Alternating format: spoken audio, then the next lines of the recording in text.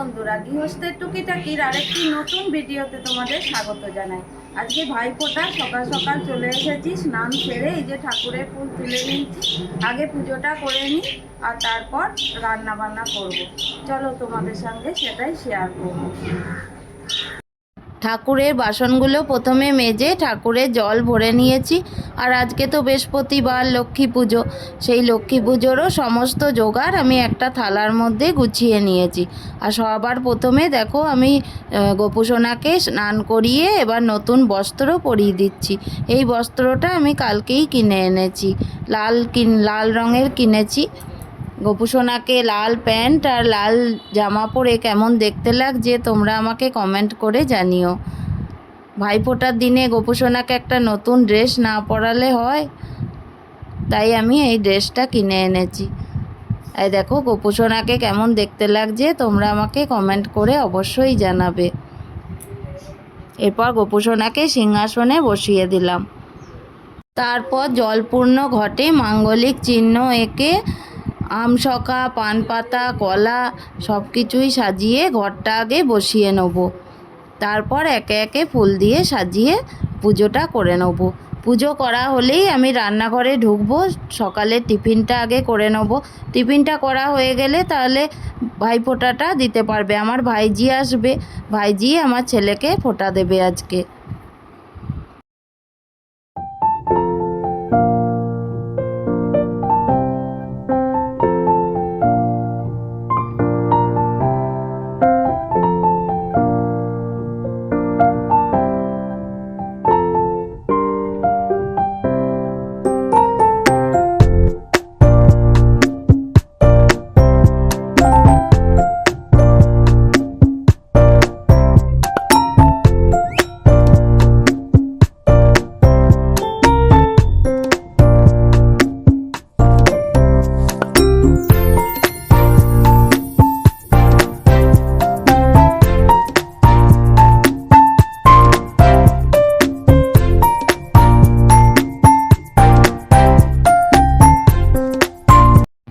এরপর আমি চলে এসেছি রান্নাঘরে। প্রথমে কড়াইয়ের মধ্যে তেলে একটু চিনি দিয়ে দিলাম, তারপর জিরে, শুকনো লঙ্কা, তেজপাতা ফোড়ন দিয়ে আলুটা ভেজে নিচ্ছি।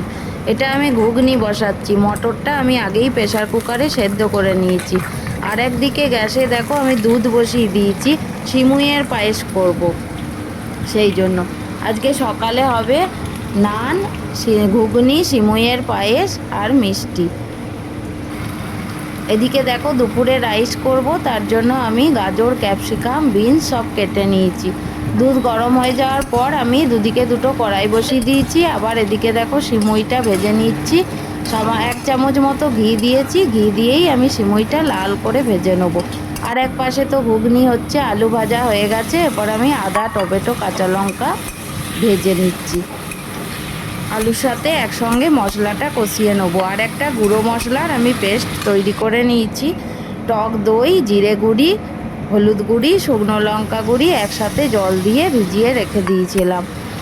এবার এই পেস্টটা আমি দিয়ে একসঙ্গে মশলাটা ভালো করে কষিয়ে নেবো। আর এইদিকে সিমুইটা দেখো ভাজা হয়ে গেছে। দুধ দিয়ে দিয়েছি আর দুটো এলাচ থেতো করে দিয়ে দিলাম। পরিমাণ মতো চিনিও দিয়ে দিয়েছি। আর একটু ঝোলঝোলই নামাবো, তা না হলে সিমুইটা কিন্তু বসে যাবে।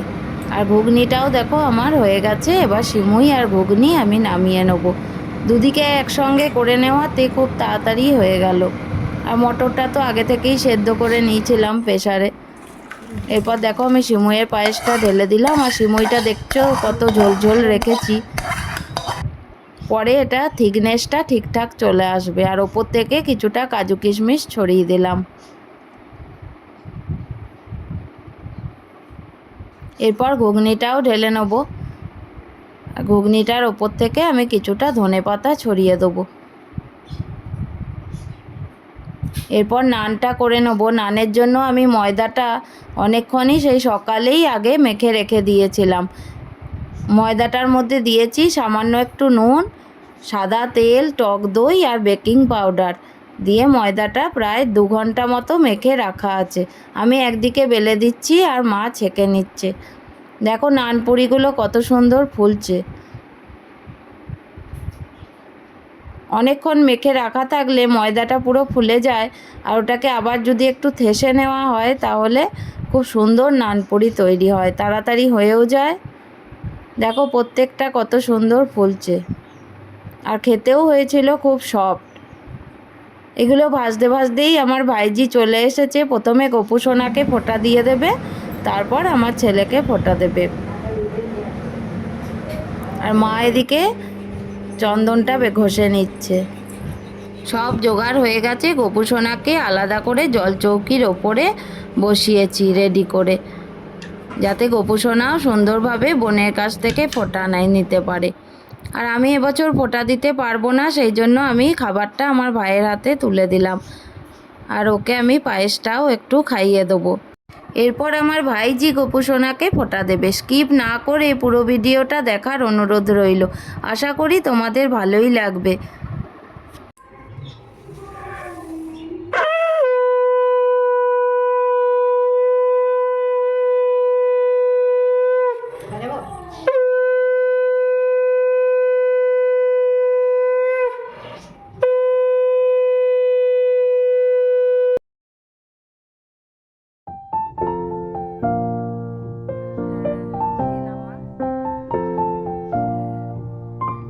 গপু সোনা বোনের কাছ থেকে ফোঁটা নেওয়া হয়ে গেছে। এরপর ভাই বোনে একটু ফটো তুলে নিচ্ছে। এরপর বোন দাদাকে ফোঁটা দেবে।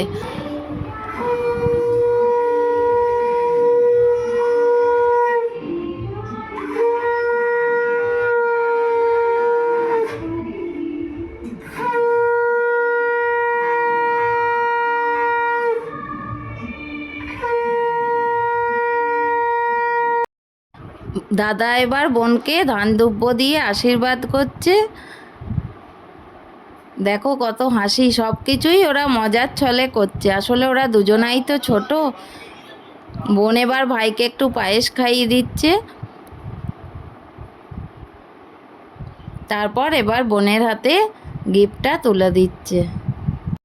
আমি একটু জিজ্ঞাসা করে নিলাম গিফটটা পছন্দ হয়েছে কি না। আমাকে বললো খুব ভালো হয়েছে। এরপর মাও আমার ছেলেকে ফোঁটা এবছর দিতে পারবে না, মাও সেই জন্য একটু মিষ্টি মুখ করিয়ে দিল। এরপর আমরা দুই ভাই বোনকে টেবিলেই খেতে দিয়ে দিয়েছি। ওদেরকে খাইয়ে মা আমিও টিফিনটা করে নিয়ে সঙ্গে সঙ্গে চলে এসেছি রান্নাঘরে, কারণ দুপুরের রান্না এবার শুরু করে দিতে হবে। এখন ঘড়িতে প্রায় 10টা 15 বেজে গেছে। তাড়াতাড়ি রান্না না করলে শেষ করতে পারবো না। দেখো দুজনাই খেয়ে বলছে খুব ভালো হয়েছে। প্রথমে আমি রাইসটা বসিয়ে দেবো, সেই জন্য হাঁড়িতে জলটা বসিয়ে দিলাম। এর মধ্যে পরিমাণ মতো দিয়ে দেবো লবণ, সাদা তেল, তেজপাতা আর গরম মশলা।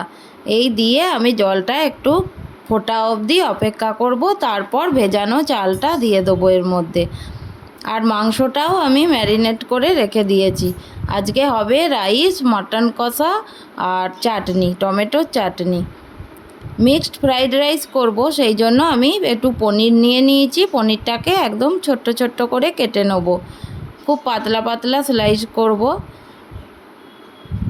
পনিরটাকে এক মাপে কেটে নেব। তোমাদের একটা পিস আমি তুলে দেখাচ্ছি কি মাপে আমি কেটেছি পনিরটাকে। এই দেখো খুব যেহেতু মিক্সড ফ্রাইড রাইস হবে, সেই জন্য পনিরটাকে আমি খুব ছোট ছোট করে কেটে নিয়েছি। পনির কাটা হয়ে গেছে। আর নিয়েছি চিংড়ি মাছ। চিংড়ি মাছের সাইজটা খুব বড় ছিল, সেই জন্য আমি দুফালা করে কেটে নিয়েছি। মাছেও নুন হলুদ মাখিয়ে রেখে দিলাম। আর আগেই তোমাদের দেখিয়েছি গাজর, ক্যাপসিকাম, বিনস কেটে নিয়েছি। প্রথমে পনিরটা আর চিংড়ি মাছটা আমি ভেজে তুলে নেবো, দিয়ে ওই তেলেই আমি গাজর, ক্যাপসিকাম, বিনস এগুলোকে ভেজে রেখে দেবো। আর একদিকে তো চালটা সেদ্ধ হচ্ছে। পনির আর চিংড়ি মাছ ভেজে নেওয়ার পর আমি ওই তেলেই দিয়ে দেবো 1 চামচ ঘি। ঘিটা গরম হওয়ার পর আমি ওর মধ্যে দিয়ে দেবো 4টে তেজপাতা আর গোটা গরম মশলা ফোড়নে দেবো। তারপর আমি গাজর, ক্যাপসিকাম, বিনস ভেজে নেবো। আর তার মধ্যেই দেখো ভাতটাও ফুটে উঠেছে। ভাতটাই হচ্ছে মেন। এটা ঠিকঠাক করে না নামালে কিন্তু রাইস একদম ভালো হবে না। তাই প্রায় 90% সেদ্ধ হয়ে যাবে এমন অবস্থায় আমি কিন্তু ভাতটাকে নামিয়ে নেব। আর দেখো এদিকে ভাজাগুলো ভেজে নিচ্ছি। ভাজাটা আগে ভেজে নিলে কিন্তু আজকে আমি বাসমতি চাল 1 কেজি নিয়েছি। আমি যখন 1 কেজি চালের ফ্রাইড রাইস করি তখন কিন্তু আমি কড়াইয়ে রাইসটাকে নাড়াই না কো। হ্যাঁ, তখন আমি গামলায় স্টেপ বাই স্টেপ বিরিয়ানির মতো সাজিয়ে করি, সেটাই তোমাদেরকে দেখাবো আমি। আর একদিকে দেখো একটু চাটনি না হলে হয়, তাই কড়াইয়ের মধ্যে তেল দিয়ে 5 ফোড়ন গরম করে এবার আমি টমেটো আর কাঁচা লঙ্কা একসাথে ভেজে নেব। একই সঙ্গে আমি চাটনিটাও করে নিচ্ছি আর রাইসটার ফ্যানটাও ঝরিয়ে নিয়েছি। এবার আমি পাটে পাটে সাজিয়ে নেব। বড় গামলা নিয়ে নিয়েছি, দেখো 1 পাট সাজিয়ে দিয়েছি। প্রথমে আমি ভাতটা দিয়ে তার মধ্যে নুন চিনি আর ভাজাটা দিয়েছি আর সামান্য একটু শাহি গরম মশলা গুঁড়ি দিয়েছি। আবার আমি ভাতটা দিয়ে সেকেন্ড পার্টে ওপর থেকে চিনি নুন দিয়ে এরপর দেখো আমি চিংড়ি মাছ পনির আর তার সঙ্গে এই ভাজাটাও দিয়ে দেবো। এই গরমের তাপেই কিন্তু এদিকে ভাতটাও গরম আর ভাজাটাও গরম, দুটোই একসঙ্গে করলাম, তোমরা দেখতেই পেলে। এর ফলে কিন্তু এই চিনিটা একদমই গলে যাবে। আর ওপর থেকে ঢাকা দিয়ে দেবো আর মাঝখানে আমি একবার প্লেটে করে ওটাকে নাড়াচাড়া করে দেবো। তার ফলে যখন খাওয়া হবে চিনি কিন্তু একটুও মুখে পড়বে না, সব গলে যাবে। আর রাইসটা খেতেও হবে খুব সুন্দর। ওপর থেকে আমি একটু শাহি গরম মশলাও দিয়েছিলাম। আর দেখো চাটনিটাও হয়ে গেল, আমসত্ত্বটা দিয়ে দিলাম। এবার একবারে একটা চামচ দিয়ে প্লেট ঢাকা দিয়ে রেখে দেবো। এরপর আমি করব মাটনের জন্য আমি প্রথমে আলুটা ভেজে নিচ্ছি। বেশ বড় বড় সাইজেরই আলু নিয়েছি। মাটন তো আলু ছাড়া ভালো লাগে না, আর একটু বড় সাইজ আলু না হলে কিন্তু পোষায় না। আর মাংসটা তো অনেকক্ষণ আগেই ম্যারিনেট করে রেখে দিয়েছিলাম। মাংসটা আমি টক দই, হলুদ গুঁড়ি, লঙ্কা গুঁড়ি, সর্ষের তেল আর পরিমাণ মতো লবণ দিয়ে ম্যারিনেট করে রেখেছি। এর ফলে মাংসটা কিন্তু অনেকটাই সফট হয়ে যাবে। দেখো আলু ভেজে তুলে নেওয়ার পর আমি তেলের মধ্যে দিয়ে দিলাম চিনি আর গোটা গরম মশলা, 4টে তেজপাতা। এবার পেঁয়াজটা দিয়ে আমি লাল করে ভেজে নেব। যতক্ষণ না পেঁয়াজটা লাল করে ভাজা হচ্ছে ততক্ষণ আস্তে আস্তে ভেজে নেব। আমি কিন্তু এখানে খুব একটা তেল দিইনি, হালকা তেলেই আমি মাটনটা করব, কারণ মাংসটা যখন আমি ম্যারিনেট করেছিলাম সেখানেও আমি তেল দিয়েছি আর টক দই দিয়ে মাখানোর ফলে কিছুটা তেল বেরোবেও, সেই জন্য আমি চেষ্টা করছি হালকা তেলেই করার। দেখো আলুগুলো খুব লাল করে ভেজে নিয়েছি আর একটা আদা রসুনের পেস্টও বানিয়ে নিয়েছি। পেঁয়াজটা দেখো লাল করে ভাজা হয়ে গেছে। এরপর আমি টমেটোটা দিয়ে দেবো আর সঙ্গে দেবো পরিমাণ মতো একটু লবণ। আর মাংসতেও লবণ আছে, এদিকে মশলাতেও লবণ দেবো, তাই লবণটা একটু বুঝে দিতে হবে। টমেটোটা যতক্ষণ না নরম হচ্ছে ততক্ষণ ভেজে নেব। তারপর আদা রসুনের পেস্টটা দিয়ে ভালো করে কষিয়ে নেব।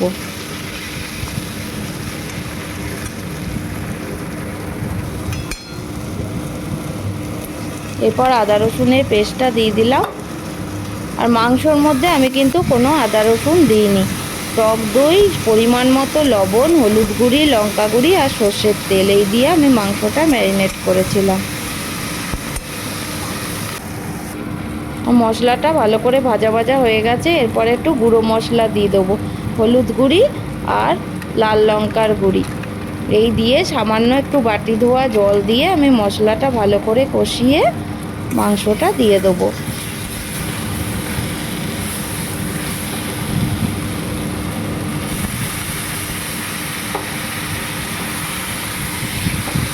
মশলাটা যখনই তেল ছেড়ে দেবে ভালো করে, তখনই আমি মাংসটা এর মধ্যে দিয়ে দেবো।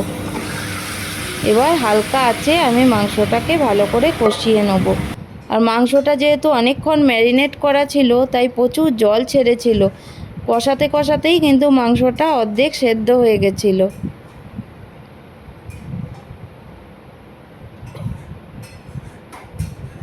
তোমাদেরকে দেখাচ্ছি, দেখো মাংসটা কেমন জল ছেড়েছে। দেখো মাংসটা আমি এখনও একটুও জল দিইনি। মাংসটা টক দই দিয়ে মাখানোর ফলে মাংসটা অনেকটাই জল ছেড়ে দিয়েছে। আর এই জলেই মাংসটা কিন্তু প্রায় অর্ধেক সেদ্ধ হয়ে গেছিল। আর দেখো আমি কম আঁচে ঢাকা দিয়ে দিয়ে মাংসটা অনেকক্ষণ ধরে কষিয়ে নিয়েছি। কষানোর পরে এরপর আমি দিয়ে দেবো একটু মিট মশলা, 1 চামচ মিট মশলা দিয়ে দেবো আর 1/2 চামচ দিয়ে দেবো শাহি গরম মশলা দিয়ে মাংসটাকে আমি আরও কিছুক্ষণ কষিয়ে নেব।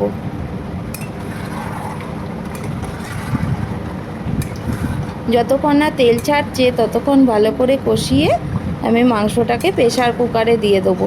প্রেসার কুকারে দিয়ে যেহেতু মাংসটা অনেকটাই সেদ্ধ হয়ে গেছে তাই আমি 3টে সিটি দিয়েছিলাম, তাতেই আমার কিন্তু মাংস খুব সুন্দর সেদ্ধ হয়ে গেছিলো।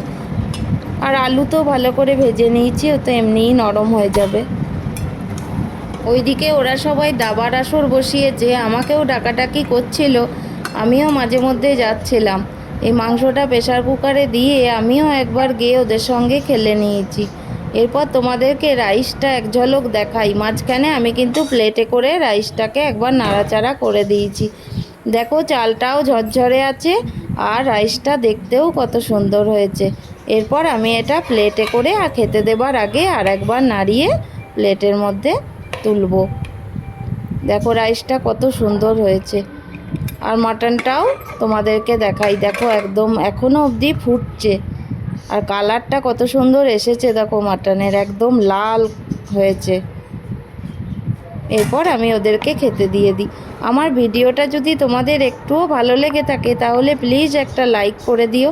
যারা আমার চ্যানেলে নতুন বন্ধু আছো তারা অবশ্যই চ্যানেলটিকে সাবস্ক্রাইব করে আমার পাশে থেকো আর বেল আইকনটা অবশ্যই ক্লিক করবে যাতে নতুন নতুন ভিডিও আসলে সবার প্রথম নোটিফিকেশান তোমাদের কাছে পৌঁছে যায়। খা, দেখ খেয়ে কেমন হয়েছে।